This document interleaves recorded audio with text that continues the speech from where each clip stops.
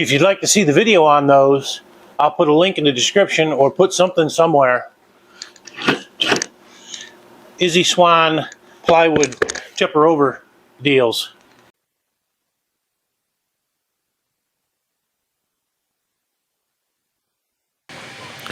If you're paying attention here, Joe Cool almost falls off the bench.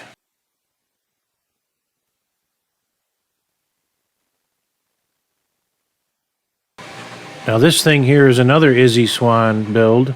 That thing on my right is for sliding sheet goods on and off your table. Bench. How about table saw? Also, never ever take your tape measure off your hip. It's a waste of time.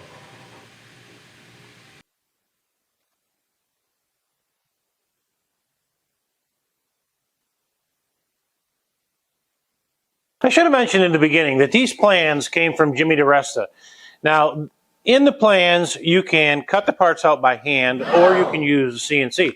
Obviously, I'm going to use the Onefinity to cut this out. I modified his plans a little bit. Also, I'm not going to follow his plans completely. I'm going to do some things to embellish the cabinet, make it a little different, make it a Hinkle shop one of a kind. So let's keep going and let's get on the Onefinity. Let's focus our attention right here for a minute. Let me get this out of the way. Easy peasy with that joystick.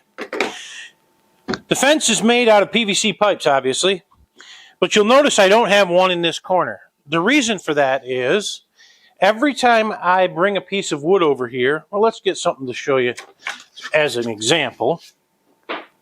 If I use the fences and I bring that to the corner and I have a pipe right there, I can't use this guy to do anything in the corner with.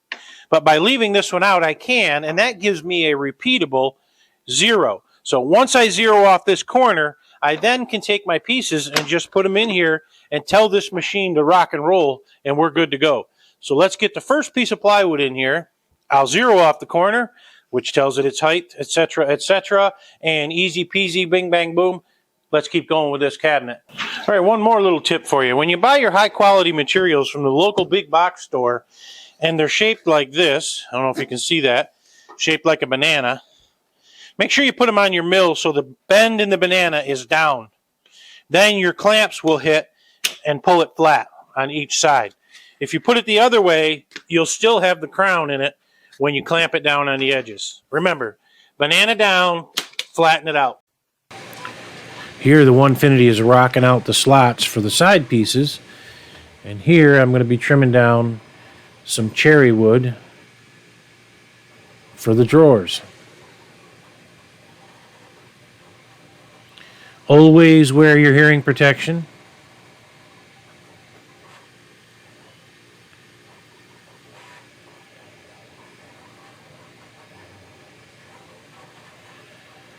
And now we're going to do the profile toolpath here and cut this piece out. This is actually a side piece for this cabinet.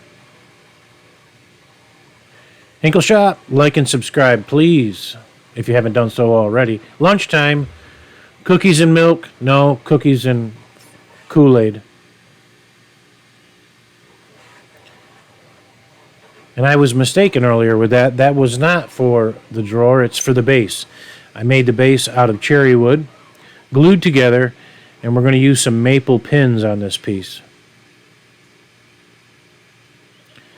Using the plastic Rockler squares to square it up.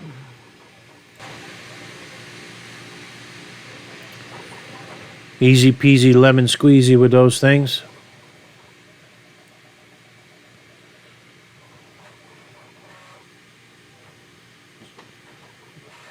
Confirming the off sides are square, which they are.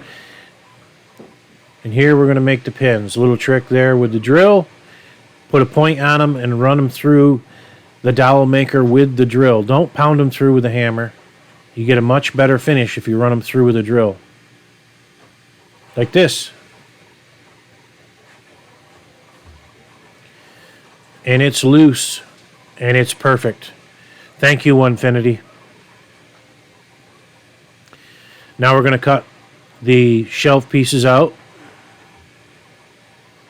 And I'm not going to bore you with all of that. They're all the same. This is a makeshift Moxon vise that we made. We've got a video on this thing too. I guess maybe it's a short. But if you need a Moxon vise and you don't want to spend a fortune on one, this works very, very well. Locating the position of the dowel pins.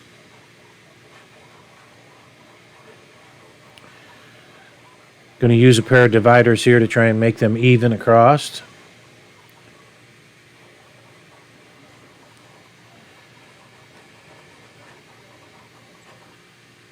Punching a hole with an awl so my drill goes where I tell it to.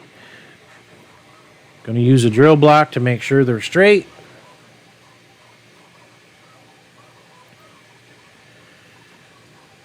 Now the end of them dowel pins I've tapered obviously when I first drilled them out, so that gives somewhere for the glue to go. We tap them in till they bottom out.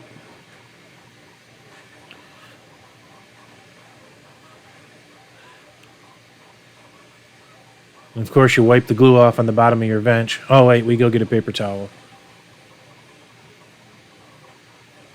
Got a fancy new trim saw to cut them off with. I bought that specifically for this project.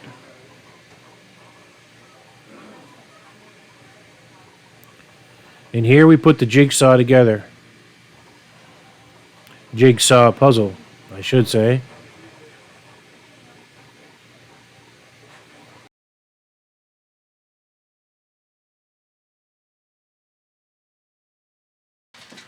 And as you saw there, I'm using Titebond 3. When you're doing something this complex and putting it together, you need as much time as you can get to make sure all of those pieces, them tongues, go through all those holes. It went together. I mean, it was not an easy thing to tap together, but it lined up absolutely perfectly. Going to add some clamps to make sure everything is staying square and true.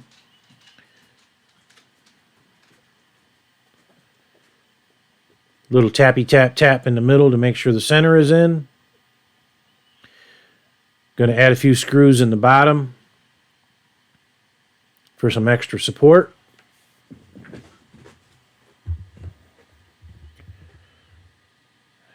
And here we do an homage to old Mr. Diresta by putting Hinkle on the top of the cabinet with a spray can, rattle can. Now here what I wanted to show you was the difference in color.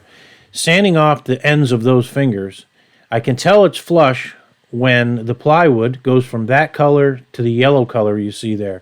Tan, yellow, whatever it is. And I'll demonstrate that here by sanding off one of these tongues as they stuck out just a little bit beyond the cabinet. As you can see, once you have it down, it all turns one solid color. Pretty good indicator. Here I'm putting the backs in, and I got an idea. How do I push the back in and make it stay where I want? Easy peasy. Cut out some OSB the proper length. Clamp it in place so it doesn't move. Spin the cabinet. Put your back inside. And that way it has something to land against so it doesn't go in too deep. And if it is in too deep and not flush like that, you can push it forward, pop a couple nails in with some glue, and you're all set. So our big box store isn't fancy like Jim's.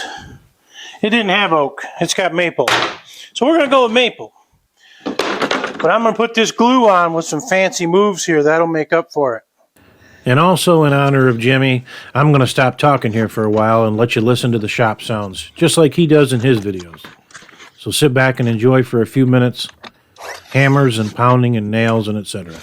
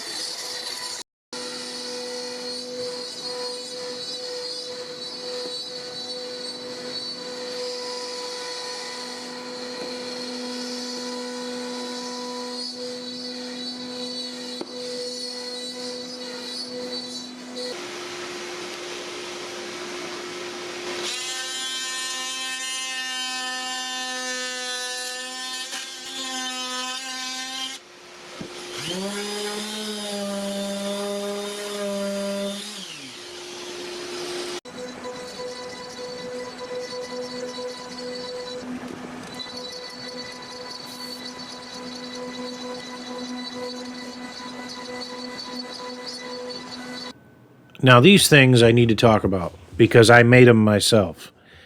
Right there. Those drawer face clamps. Bend some 1/8 inch metal, drill a hole, tap them, and put a bolt in. Easy peasy. Don't go to the jungle store and spend $30 on those things.